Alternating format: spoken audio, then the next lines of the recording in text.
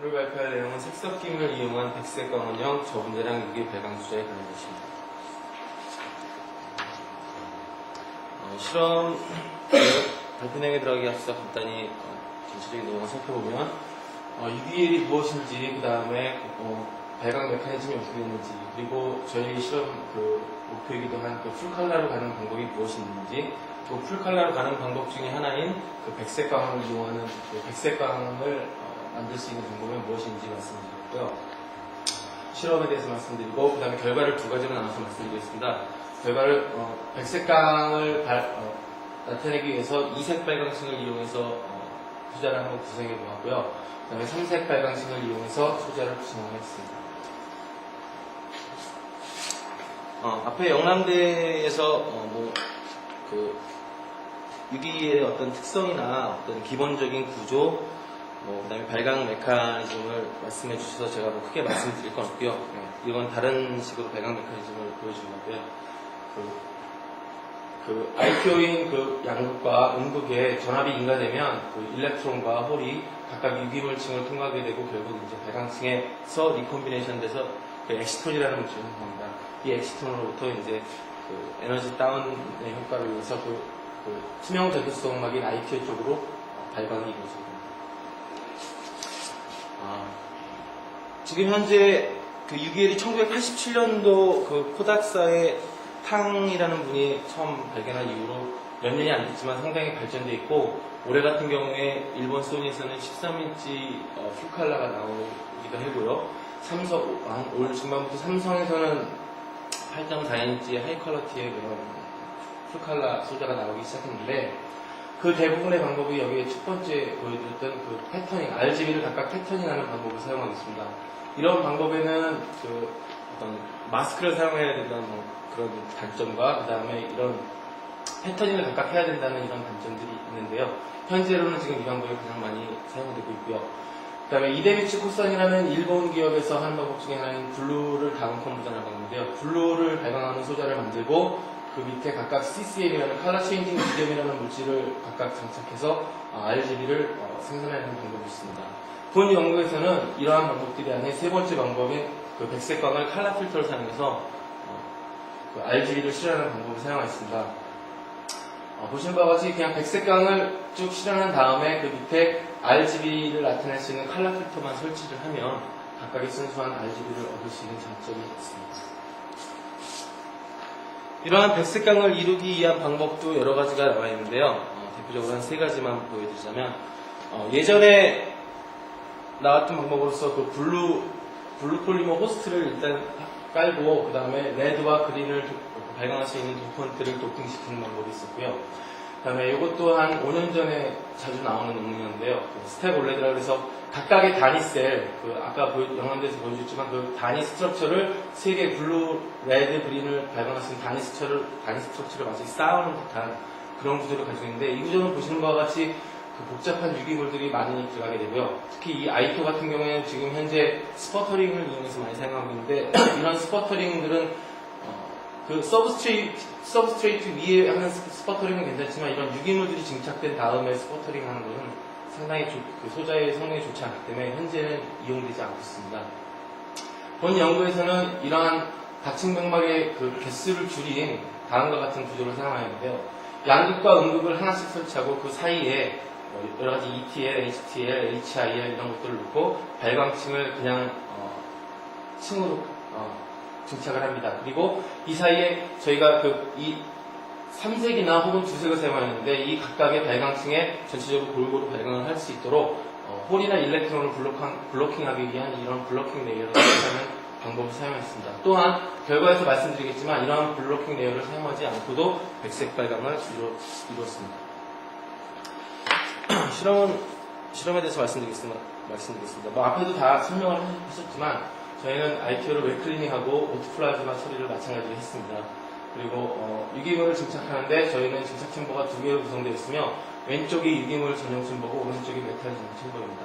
이렇게 유기물 및 음극을 증착한 이후에 인캡을 하고, 그 다음에 특성을 분석하였습니다. 증착 조건은 다음과 같습니다. 진척 촉구는 다음과 같고, 여기서 중요하게 보셔야 할 것이 여러 가지 유기물 중에서 발광층입니다. 발광층의 두께, 저희가 그 백색 발광을 이루기 위해서 두 가지 방법을 사용하는데, 하나는 블로킹 레이어를 그러니까 삽입하여서 블로킹 레이어의 두께를 조절하는 방법과, 블로킹 레이어를 사용하지 않고 발광층 중 일부의 두께를 증가시켜서 그 홀과 일렉트론의 리콤비네이션 전원을 컨트롤하는 방법을 사용했습니다. 결과를 말씀드리겠습니다. 앞에서도 말씀드린 바와 같이 결과는 크게 두 가지로 나누는데, 첫 번째로 이색 발광을 이용한 백색 발광 소재입니다. 이 구조에 대해서 잠깐 설명을 드리자면, 이 앞쪽에 있는 발광층 앞쪽이 홀 트랜스포트 레이어가 되겠고, 이 발광층 뒤쪽이 일렉트론 트랜스포트 레이어가 되겠습니다. 그래서 이쪽에 이쪽에 양극이 있고, 홀 주입되고 일렉트론이 주입되고, 그 다음에 발광에서 색상은 이쪽 왼쪽 편에서 색상을 발광하게 됩니다. 저희가 블로킹 레이어로 사용한 것은 알파 MPD인데, 이 알파 MPD는 HTL, 홀 트랜스포트 레이어로도 사용이 되는 건데, 이 블로킹 레이어로 저희가 이거 사용한 이유는 그 루머 레벨을 보면 발광층의 다른 발광층보다 이 루머 레벨이 상당히 높습니다. 따라서 일렉트론의 그 어떤 이동을 약간 제한하려고 하는 것인데, 그 이유는 일반적으로 알려지기로 그 발광층 내에서는 일렉트론의 모빌리티가 홀의 모빌리티보다 약 100배 정도 빠릅니다. 따라서 이러한 블로킹 레이어 없이 발광층들만 삽입을 하게 되면 전체적으로 HTL에 가까운 발광층에서 대부분의 발광이 일어나게 됩니다. 따라서 삼색을 사용했지만 결국 발광은 주로 앞쪽에서만 일어나게 되고 이쪽 뒤쪽에 있는 발광층이 일어나지 않게 됩니다. 따라서 저희는 이 일렉트론 블로킹 레이어를 삽입해서 양쪽에서 골고루 일어날 수 있도록 하였습니다. 첫 번째로 1번 구조인 블루, 그 다음에 블로킹 레이어, 옐로우를 이용한 백색 발광 소재입니다. 색자표를 보시면 이 밑에 쪽이 블루를 발광하는 순수한 블루 발광이고, 이쪽 위쪽이 그린, 그 다음에 이쪽이 레드 발광 영역입니다. 그래서 저희가 두 색을 사용해서 할 수 있는 이유는 이 옐로우 같은 경우가 그린과 레드의 어떤 혼합된 색을 나타내기 때문에 이 옐로우와 블루를 가지고 이 양쪽에서 색상을 조합하면 백색을 이루지 않을까 해서 만든 구조입니다. 보시는 바와 같이 블로킹 레이어를 2나노와 4나노로 제어해봤는데, 2나노의 경우에는 그 블로킹 레이어 두께가 좀 얇기 때문에 약간 이펙트가 떨어져서 전체적으로 어떤 블루 쪽에 가까운 영역을 보게 되고, 그 다음에 인가되는 전압이 증가하면 증가할수록 상대적으로 일렉트론의 모빌리티가 커지기 때문에 전체적으로 그 리콤비네이션이 일어나는 저는 앞쪽, HTL에 가까운 이쪽 앞쪽 발광층에서 일어나게 됩니다. 그래서 따라서 그 인가되는 전압이 증가하면서 전체적으로 블루 쪽으로 가는 현상을 볼 수 있습니다. 그러나 이 두 구조 모두 다 그 백색을 발광하는 현상을 나타냅니다. 오른쪽에 보시는 스펙트럼 데이터는 이 색자표에 나타난 데이터를 그대로 나타내기 중인데, 발광층이 그 제어층의 두께가 2나노미터로 제어됐을 경우에는 보셨던 것 같이 블루 쪽이 좀 강하게 나기 때문에 그 블루 쪽 스펙트럼이 강하고 옐로우 쪽은 좀 작게 나타나겠습니다. 반대로 블로킹 레이어의 두께를 4나노미터로 좀 더 두껍게 하면 일렉트론이 주로 그 옐로우 그 노란색 발광층 쪽으로 발광이 일어나기 때문에 옐로우 쪽이 강하게 나타나는 것을 볼 수 있습니다. 두 번째 구조는 첫 번째 구조하고 거의 똑같지만 그 발광층의 순서만 바꿔보았습니다. 발광층의 순서를 바꿨고, 그 다음에 블로킹 레이어의 두께는 1나노에서부터 7나노까지 제어해야 하는데, 보시는 바와 같이 그 발광층의 두께가 증가하면 증가할수록 그 일렉트론의 그 이동을 많이 제어하기 때문에 블루 쪽에서 점점 발광이 일어나는 것을 볼 수 있고, 4나노미터의 그런 레이어가 됐을 때는 백색 발광은 실현할 수 있었습니다. 이 구조에서 특징적으로 앞의 구조가 틀린 것은, 앞의 경우에는 그 인가되는 전압이 증가함에 따라서 그 색자표상의 나타내는 컬러가 점점점 블루 쪽으로 다가가는 걸 볼 수 있는데, 이 두 번째의 경우는 그런 현상을 찾아볼 수 없이 그 인가되는 전압에 인센시티브한 결과를 나타내는데, 이런 그 원인에 대해서 정확하게 저희가 아직 밝히지는 못했지만 생각해보건데, 그 발광층과 그 블로킹 레이어의 발광층의 순서가 바뀜에 따라서 그 발광층과 그 블로킹 레이어의 그 호모와 루머 레벨의 어떤 상대적인 차이에 의한 그러한 결과라고 생각이 듭니다. 세 번째, 이색 발광층을 이용한 세 번째 결과는 앞에도 말씀드린 바와 같이 블로킹 레이어를 삽입하지 않고 만든 결과입니다. 그 방법으로는 그 블로킹 레이어를 넣는 이유가 이쪽 일렉트론의 모빌리티가 홀의 모빌리티보다 상당히 크기 때문에 주로 발광이 첫 번째, 그러니까 홀 트랜스포트 레이에 가까운 발광층에서 발광이 되게 됩니다. 그러나 이 블로킹 레이어를 삽입하게 되면 일렉트론의 모빌리티, 그러니까 일렉트론의 움직임을 막는 거기 때문에 그 성능이 약간 떨어진다고 할 수 있어요. 그래서 움직임을 막지 않고 차라리 뒤쪽에 있는 발광층의 두께를 증가시켜서 이쪽에서 리콤비네이션이 일어날 수 있는 확률을 높이자 해서 한 4배 정도 두께를 더 증가시킨 결과입니다. 보시는 바와 같이 그 두 번째 발광층의 두께를 증가시키면 전체적으로 백색 발광을 나타낼 수 있게 되며 그 스펙트럼을 보시면 앞에 그 첫 번째 결과로 보여드렸던 결과에서 그 블로킹 레이어를 4나노메타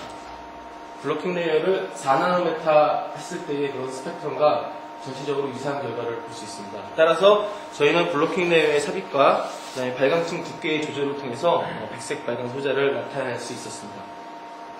그러나 이러한 소자의 가장 큰 문제로 되는 것은 저희가 원래 하려고 했던 것이 천연색을 구현하려고 했던 건데 그 스펙트럼 데이터에서 보시는 바와 같이 600에서 650 나노메타인 그 붉은색은 발광을 하지 않게 됩니다.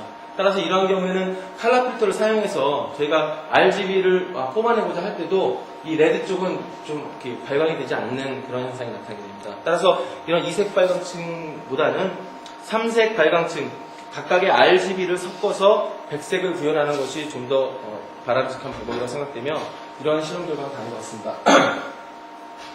이 경우도 세 가지 구조를 가지고 실험을 해보았는데요. 각각의 발광층들을 삽입하고 그 사이에 필요에 따라서 블로킹 레이어를 넣거나 혹은 블로킹 레이어를 사용하지 않고 발광층의 두께를 제어해서 백색 발광 소자를 구현해 보았습니다. 보시는 그림은 앞에서와 그 발광하는 경향은 마찬가지인데요. 그 홀 트랜스포트 레이어에 가까운 발광층에서 주로 발광을 하게 됩니다. 만약에 블로킹 레이어가 없다면. 그래서 그 검은색 좌표를 보시면 블로킹 레이어가 삽입되지 않은 경우에 앞쪽 발광층이 그린과 어떤 레드의 그런 어떤 믹싱된 그런 발광층이 나타나게 되는데 이러한 발광층이 백색 발광을 하려고 하면은 약간 블루 쪽으로 시프트가 돼가지고 어떤 균형 있는 백색 발광을 이뤄야 하기 때문에 저희가 그 블루 발광층 푸른색 발광층 앞에다 블로킹 레이어의 두께를 조절해가면서 삽입해본 결과 전반적으로 약 블로킹 레이어가 4.4나노메타가 장착이 되게 되면 이 경우에도 백색 발광을 이룰 수 있음을 알 수 있습니다. 또한 이 구조의 경우에는 블로킹 레이어가 들어가지 않으면 마찬가지로 앞쪽 발광층에서 이루어지다가 블로킹 레이어를 양쪽에 골고루 삽입을 하다 보면 백색 발광 소자를 이루게 됩니다. 세 번째 구조는 블로킹 레이어를 삽입하지 않은 결과로서 마지막 발광층의 두께를 이렇게 약 4배 정도 증가시킨 것인데요. 그 색자표를 보시면 아시겠지만 블로킹 레이어를 넣지 않고 그냥 발광층만 넣었을 경우에는 마찬가지로 앞쪽 발광층인 블루 발광층 쪽으로 전체적인 발광이 이루어지는데 마지막 발광층의 두께를 증가시킴에 따라서 전체적으로 시프트돼서 백색 발광을 이룰 수 있음을 볼 수 있습니다. 앞에서 이색 발광층에서도 말씀드렸지만 이색 발광의 경우에는 붉은색이 나오지 않는 단점을 가지고 있는데 이러한 3색 발광층의 경우는 보시는 바와 같이 붉은색도 발광하게 됩니다. 결론을 말씀드리겠습니다. 본 실험에서는 백색 발광 소자를 제조하기 위해서 2색으로 이루어진 발광층과 3색으로 이루어진 발광층을 통해서 백색을 구현하였고 이러한 백색을 구현하는 방법으로서는 두 가지를 사용했으며 그 중에 블로킹 레이어를 삽입하는 방법과 그 다음에 마지막 발광층, 일렉트론 트랜스포트 레이어에 가까운 발광층의 그런 발광층 두께를 조절함으로써 백색 발광을 구현할 수 있었습니다. 지금 이쪽 UVL 실험은 주로 저희 화공과가 아닌 재료과나 전자, 전기 그쪽에서 많이 하고 있는데요. 여기서 사용되는 앞에서도 소개드렸지만 발광층이나 어떤 사용되는 유기물들이 전부 다 유기물을 사용하고 있기 때문에 우리 화공인이 어떤 이쪽 유기물들에 대한 개발 이런 것들을 하게 되면 앞으로 이쪽도 상당히 전도 유명한 그런 분야가 되지 않을까 생각합니다. 감사합니다.